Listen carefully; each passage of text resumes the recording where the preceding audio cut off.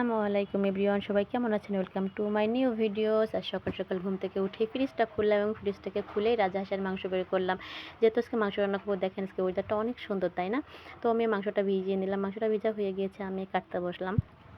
তো আমি ভাবতেছিলাম বটি দিয়েই কাটবো। তো আমি চেষ্টা করতেছিলাম বটি দিয়ে কাটার জন্য, কিন্তু বটিটা বারবারই স্লিপ করতেছিল, আমার কাটতে একটু ঝামেলা হচ্ছিল।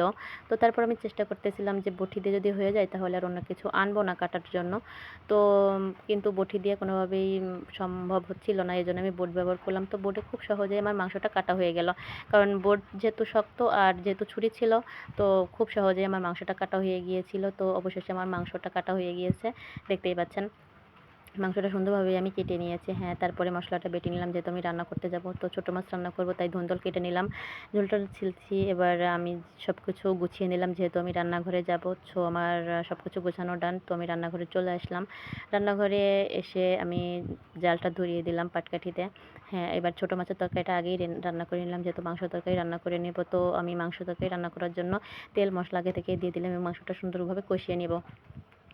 যে আমার কাছে মনে হয় যে মাংস রান্না করার সময় তরকারিটা যদি সুন্দরভাবে কষিয়ে নেওয়া যায়, তাহলে মাংসর তরকারিটা আরও বেশি সুন্দর এবং স্বাদ বাড়ায়।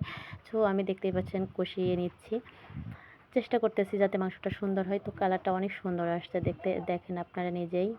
হ্যাঁ, লাস্টে আমি এলাচ দারচিনি গুঁড়া সব কিছু দিয়ে দেবো। সো আমার অবশেষে রান্না করা হয়ে গেছে, মা শাশুড়ি ঘরে নিয়ে যাচ্ছে সব কিছু। তারপর আমি যেহেতু আমি রুটি বানাবো, এই জন্য আমি ডোটা সুন্দরভাবে তৈরি করে নিব। তো আমি সুন্দরভাবে আটাটা মাখিয়ে নিলাম এবং সুন্দর করে ডোটা তৈরি করে নিলাম।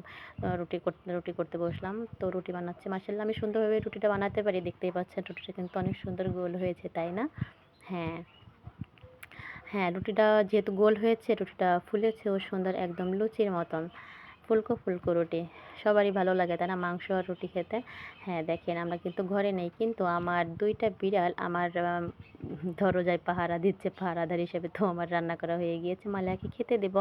তো মালিহার প্লেটে তরকারি বাড়ছি, তরকারি দিলাম, একটা রুটি দিলাম। ও তো ছোটো মানুষ, খেতেই চায় না, তারপরেও দিলাম সামনে, যদি একা একা খেতে পারে এই জন্য। তো মালিহা খাচ্ছে, মাশাআল্লাহ, সবাই লিখবেন। আল্লাহ হাফেজ সবাইকে।